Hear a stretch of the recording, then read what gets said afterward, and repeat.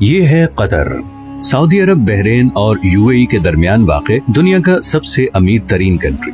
इतना अमीर कि इसकी पर कैपिटा इनकम है $1,28,000, जो कि अमेरिका, सिंगापुर और इवन पड़ोसी अरब ममालिक जैसे कि यूएई और सऊदी अरेबिया वगैरह से भी कहीं ज्यादा है।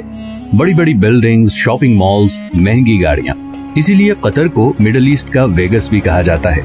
लेकिन कतर हमेशा से ऐसा नहीं था। चंद साल पीछे चले जाएं तो कतर सिर्फ एक तपता हुआ सहरा था जिसमें गुर्बत, भूख और बोरियत के अलावा कुछ नहीं था। तो फिर ये इतनी बड़ी ट्रांसफॉर्मेशन कैसे हुई? जो देश सारे अरब कंट्रीज में से सबसे गरीब था, आज दुनिया का अमीर तरीन देश कैसे बन गया? इसके पीछे एक बहुत ही इंटरेस्टिंग कहानी है और ये कहानी बाकी सारे अरब कंट्रीज की कहानी से मुख्तलिफ है। इस वीडियो के एंड तक आप ये भी समझ चुके होंगे कि क्यों सऊदी अरब और यूएई कतर को पसंद नहीं करते और कैसे कतर आने वाले वक्त में भी अपने पड़ोसी अरब देशों के मुकाबले में ज्यादा खुशहाल और महफूज होगा। ये कहानी शुरू होती है 1916 में, जब कतर के अमीर अब्दुल्ला अस्सानी ने ब्रिटिश के साथ एक ट्रीटी साइन की, जिसके मुताबिक ब्रिटेन ने कतर को किसी भी जमीनी या समुद्री हमले की सूरत में डिफेंड करना होगा और कतर बदले में अगले 55 साल तक ब्रिटिश कॉलोनी का हिस्सा रहेगा और यहाँ से निकलने वाले हर नेचुरल रिसोर्स में ब्रिटेन का शेयर होगा। 1940 में कतर में सबसे पहली ऑयल फील्ड डिस्कवर हुई। 1960 तक कतर में तेल की खोज और जमीन से निकालने का काम उरूज पे था और कतर के हालात आहिस्ता आहिस्ता बदलना शुरू हो चुके थे, मगर अभी भी कोई बहुत ज्यादा तब्दीली नहीं आई थी। लेकिन फिर 1970 में शेल ऑयल कंपनी ने इस कंट्री का सबसे बड़ा खजाना दरियाफ्त कर लिया, नॉर्थ फील्ड, दुनिया की सबसे बड़ी नेचुरल गैस फील्ड। लेकिन उस जमाने में गैस कोई बहुत ज्यादा प्रॉफिटेबल नहीं थी और उसकी वजह ये थी कि गैस को सिर्फ पाइपलाइंस के जरिए ही दूसरी जगह भेजा जा सकता था और कतर गैस इस्तेमाल करने वाले देशों से इतना दूर था कि वहाँ तक पाइपलाइन पहुँचाना तकरीबन नामुमकिन था। इसी वजह से शेल कंपनी भी ये गैस फील्ड डिस्कवर करके भूल गई और ये डिस्कवरी ऑफिशियल डॉक्यूमेंट्स में ही दब गई। 1971 में कतर को ब्रिटेन से आजादी मिल गई और वो एक आजाद मुल्क बन गया। आजादी मिलने के बावजूद अगले 25 सालों में भी कतर के हालात कोई खास नहीं बदले और फिर आया 1995, जब क्राउन प्रिंस हम्माद बिन खलीफा अस्सानी ने बगावत करके अपने ही बाप की हुकूमत का तख्ता उलट दिया और कतर का अमीर बन गया। नए अमीर का एक ही फोकस था और वो था गैस। हम्माद बिन खलीफा ये जानता था कि कतर की तकदीर सिर्फ गैस ही बदल सकती है, इसीलिए उसने एक बहुत ही रेयर टेक्नोलॉजी गैस लिक्विफिकेशन में इन्वेस्ट किया। लिक्विफिकेशन एक ऐसी टेक्नोलॉजी है जिसमें गैस को लिक्विड फॉर्म में कन्वर्ट किया जाता है ताकि उसे ऑयल की तरह शिप्स में दूसरे कंट्रीज तक पहुंचाया जा सके। इस सारे प्रोसेस में गैस को 161 डिग्री पे ठंडा रखना पड़ता है। इसी प्रोसेस पे कतर ने सारी इन्वेस्टमेंट कर दी और आज वो LNG का सबसे बड़ा एक्सपोर्टर है। कतर से गैस इंपोर्ट करने वाले कंट्रीज में Japan, India, China, south Korea और स्पेन शामिल हैं। इस तरह बिलियंस ऑफ डॉलर्स कतर में आना शुरू हो गए। लेकिन कतर की तकदीर बदलने की इक्वेशन में ये तो एक सिर्फ छोटा सा हिस्सा था, क्योंकि नेचुरल रिसोर्सेज तो बहुत से कंट्रीज के पास होते हैं, उन्हें एक्सप्लॉइट भी बहुत से कंट्रीज कर लेते हैं, मगर असल मसला आता है उन रिसोर्सेज से आने वाले पैसे को सही इस्तेमाल करने का। वरना वेनेजुएला और अंगोला का अंजाम हमारे सामने है। यही वो जगह है जहां कतर बाकी तमाम कंट्रीज पे बाजी ले गया। कतर ने 2005 में कतर इन्वेस्टमेंट अथॉरिटी के नाम से एक कंपनी बनाई जिसका मकसद था तेल और गैस से आने वाले पैसे को पूरी दुनिया में इन्वेस्ट करना। और इसीलिए आज दुनिया के हर बड़े मुल्क और हर बड़ी कंपनी में आपको कतर इन्वेस्टमेंट नजर आएगी, चाहे वो लंदन के बड़े होटल्स, ऑफिसेज और अपार्टमेंट बिल्डिंग्स हों, अमेरिका के बड़े बड़े ऑफिसेज हों या फिर मल्टीनेशनल्स जैसे कि Volkswagen, Barclays bank, Shell, Tiffany and co या फिर रॉसनेट, रशिया की सबसे बड़ी ऑयल कंपनी। इन तमाम कंट्रीज और कंपनीज में कतर की हैवी इन्वेस्टमेंट्स हैं, लेकिन ये भी कतर की टोटल इन्वेस्टमेंट्स का एक छोटा सा हिस्सा है। इसके अलावा Qatar billions of dollars roads, airports, research centres और फाइनेंशियल सेंटर्स वगैरह पे लगा चुका है।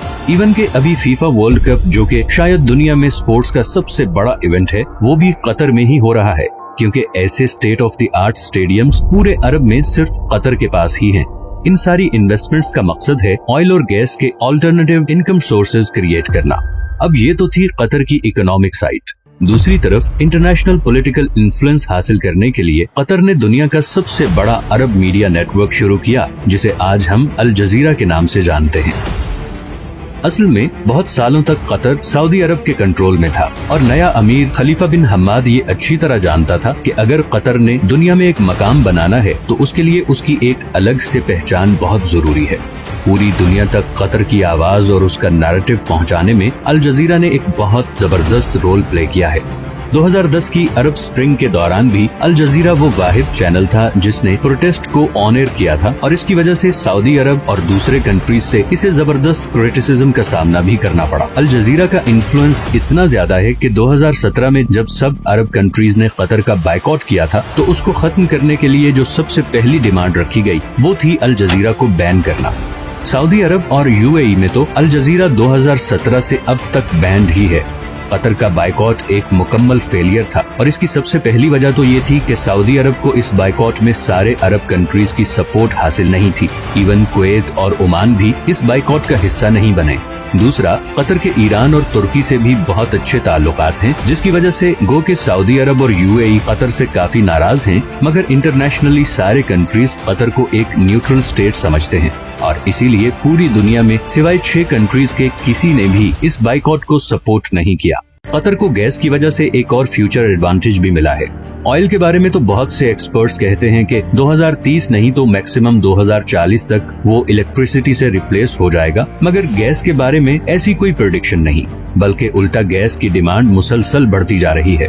अभी रिसेंट रशियन यूक्रेन वॉर में रशिया की जानिब से गैस पाइपलाइन की ब्लॉकेज के बाद कतर गैस की डिमांड 10 गुना बढ़ गई है, क्योंकि अब यूरोपियन कंट्रीज भी गैस के लिए कतर से राबता कर रहे हैं और ये डील कतर को और अमीर बना देगी। 2022 में कतर की एनर्जी एक्सपोर्ट्स पहले ही $100 बिलियन क्रॉस कर चुकी हैं। तो कल को जब बाकी अरब कंट्रीज ऑयल रिप्लेस होने से परेशान होंगे, वहीं कतर को इस चेंज से कोई खास फर्क नहीं पड़ेगा। अब कतर में सब कुछ अच्छा भी नहीं है और रिसेंटली वहाँ पे लेबर क्लास की कंडीशन को लेकर काफी सवाल भी उठाए गए हैं, लेकिन स्टिल कतर बाकी अरब देशों के मुकाबले में काफी ओपन स्टेट है, जहाँ मीडिया की आजादी है, इकोनॉमिक कंडीशंस बेहतर हैं और फ्यूचर प्लानिंग भी होती है। आखिर में हम आते हैं उस खित्ते की तरफ जो कि शायद नेचुरल रिसोर्सेज से माला माल है, मगर पॉलिटिकल डिफरेंसेस, करप्शन और रिलीजियस एक्सट्रीमिज्म की वजह से इस वक्त गुर्बत, भूख और बदअमनी का शिकार है। कतर की आबादी का 60% साउथ एशियंस हैं। इंडियंस, पाकिस्तानी, बांग्लादेशी और नेपाली कतरी पॉपुलेशन का सबसे बड़ा ग्रुप हैं। अपने देश और प्यारों से हजारों मील दूर दिन रात मेहनत करते ये लोग हर वक्त ख्वाब देखते हैं कि कब इनके अपने कंट्रीज इतने खुशहाल होंगे कि इन्हें 7 समुंदर पार इस जला देने वाली गर्मी से निजात मिले। हर वक्त सोशल मीडिया पे लड़ने वाले ये लोग बाहर की कंट्रीज में बिल्कुल मिलजुल के रहते हैं, दुख बांटते हैं और एक दूसरे की मदद करते हैं, लेकिन जैसे ही वापस अपने कंट्रीज में आते हैं तो वही पुराने पॉलिटिकल एजेंडे से मुतासिर होकर एक दूसरे को बुरा कहने और समझने लगते हैं। न जाने ये हालात कब बदलेंगे, कब इस सब कॉन्टिनेंट के लोग ये फैसला करेंगे कि ये पॉलिटिशियंस की डर्टी पॉलिटिक्स का हिस्सा नहीं बनेंगे, इस ब्रेन वॉशिंग से बाहर निकलेंगे, दूसरों को भी इंसान समझेंगे और फाइनली ये फैसला करेंगे कि अब हमें अपने कंट्री को उस मुकाम तक लेके जाना है जहाँ पे आज नॉर्वे और कतर है। मैं उम्मीद करता हूँ कि आप लोग इस चैनल की वीडियोस को पसंद कर रहे हैं। अगर अभी तक आपने नॉर्वे पे वीडियो नहीं देखी तो वो भी जरूर देखें। ये हैं वो तमाम सोर्सेज जिनसे मैंने इस वीडियो के लिए कंसल्ट किया है। अगर आपको ये वीडियो भी पसंद आई है तो इसे लाइक और चैनल को सब्सक्राइब जरूर कर दें, क्योंकि मैंने अभी बहुत से इंटरेस्टिंग टॉपिक्स पे वीडियोस बनानी है, तो आपकी सपोर्ट बहुत जरूरी है। मिलते हैं नेक्स्ट वीडियो में, अपना ख्याल रखिएगा। अल्लाह हाफिज।